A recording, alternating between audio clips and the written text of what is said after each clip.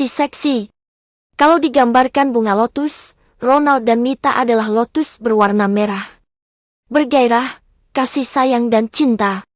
Rasanya pantas mereka berwarna merah mengingat gairah mereka yang tidak pernah putus. Entah Mita atau Ronald, keduanya sama. Selama Mita tidak periode, setiap hari mereka bercinta. Bagaimana awal mulanya? Semua terjadi begitu saja. Tidak pernah tahu kapan datangnya hasrat yang begitu tinggi itu. Mengingat bunga lotus, malam ini Mita dan Ronald juga menggunakan gaya lotus. Mita duduk bersila berhadap-hadapan dan saling memeluk. Posisi kaki Mita dililitkan ke tubuh Ronald.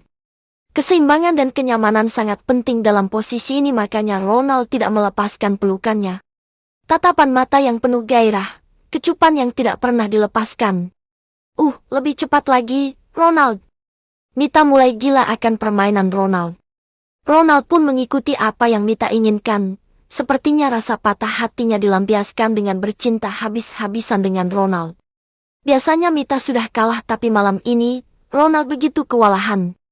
Mita mendesah dan meletakkan telapak tangannya di pipi Ronald, mencium bibirnya dengan begitu lembut. Ronald merasakan malam ini berbeda. Mita seperti sangat menikmati.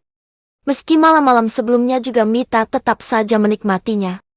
Hanya saja malam ini terlihat lebih manis. Aku mau keluar, ucap Ronald, dan kali ini, Ronald menariknya dan memaksa Mita untuk membuka mulutnya. Ini pertama kali Mita melakukan semua itu. Ronald menyeringai saat Mita menikmatinya.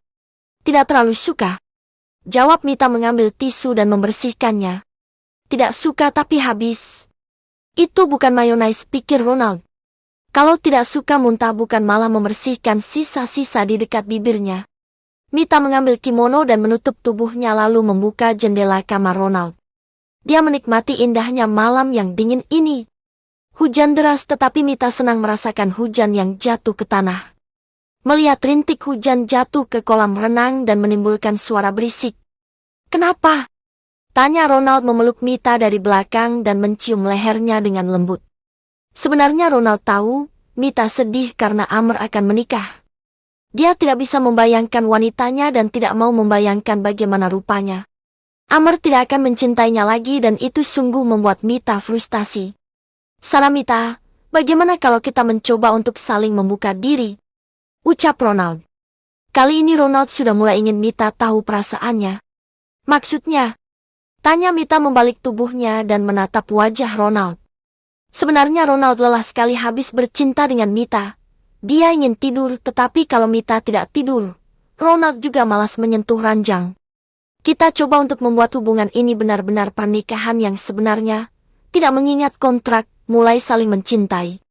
Ucap Ronald dengan lembut sambil menyentuh bibir Mita dan Mita memicingkan matanya. Cinta? Untuk lelaki seperti Ronald, cinta itu tidak pernah ada. Dia akan berubah setiap waktu dan Mita tidak siap untuk patah hati apalagi ditinggalkan. Memangnya kenapa, Ronald? Apa selama aku menjadi istrimu, aku tidak terlihat memperlakukanmu dengan baik? Tanya Mita. Cobalah bicara tentang aku, mengenalku lebih jauh lagi. Coba seperti itu, Mita. Aku tahu kamu menyukai Amr, tetapi sekarang, Amr itu tidak nyata untukmu. Sekarang aku yang menjadi suamimu. Bagaimana kalau pernikahan ini, coba kita lalui tanpa kontrak? Ucap Ronald. Mita mengerti sekarang, sudah sangat jelas kalau Ronald menyukainya tetapi masih tidak mau mengakui itu. Jangan memberikanku janji, Ronald.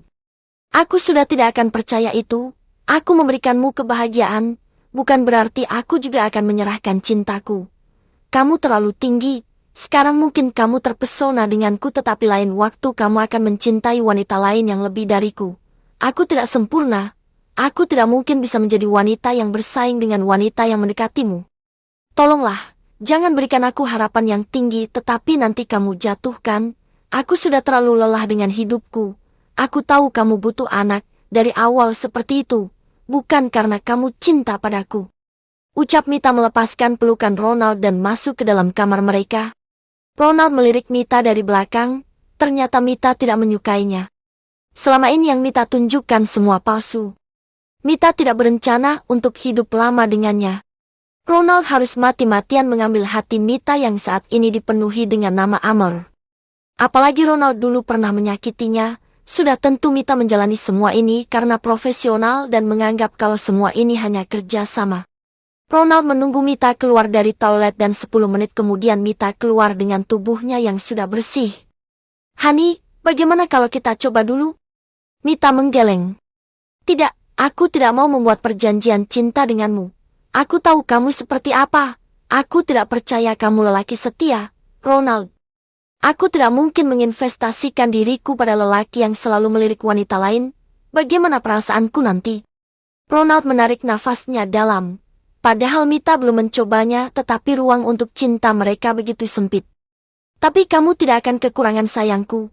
Aku tetap akan memperlakukanmu seperti suami tapi jangan meminta lebih," ucap Mita dengan begitu lembutnya. "Kamu wanita yang kejam, Mita. Bagaimana nanti kalau kita punya anak? Apa kamu akan pergi setelah kamu melahirkan hanya karena perjanjian konyol itu?" tanya Ronald dan Mita tertawa. Yang membuat perjanjian pernikahan seperti ini bukan Mita tapi Ronald. Mita hanya mengikuti saja karena Ronald membantu mengurangi hutang keluarganya, meski itu juga karena Ronald menggunakan cara agar Mita mau menerimanya menjadi suami. "Ronald, beginilah yang aku tidak suka darimu. Kamu mengatakan aku kejam saat dengan jelas kamu buat di kontrak itu. Setelah aku melahirkan, hubungan kita berakhir. Lalu, siapa yang kejam? Kenapa kamu tidak biarkan aku mengasuhnya setelah lahiran? Semua itu karena kamu tidak menginginkanku, benar kan?" Harusnya ini lebih mudah kalau Ronald mau mengakui kalau dia sudah jatuh cinta dengan Mita, tetapi sepertinya mulutnya keluh mengatakan itu.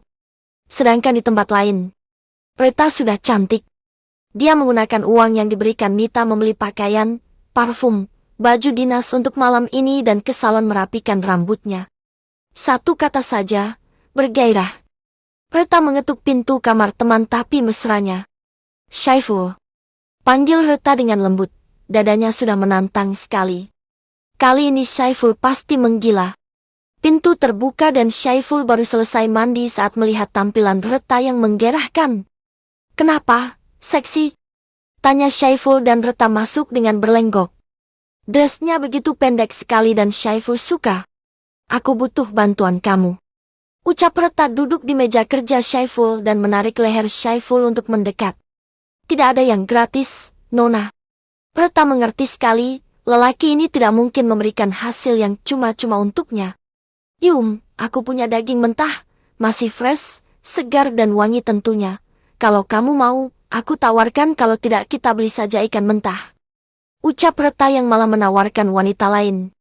"Aku suka daging yang fresh," jawab Syaiful mencium bibir Reta. "Tapi cari dulu, baru kamu bisa dapat hadiah dariku," ucap Reta dan dengan senang hati. Syaiful membawa Reta untuk duduk di pangkuannya dan memberikan sedikit informasi yang Reta dapatkan sendiri. "Ini orangnya." Reta mengangguk.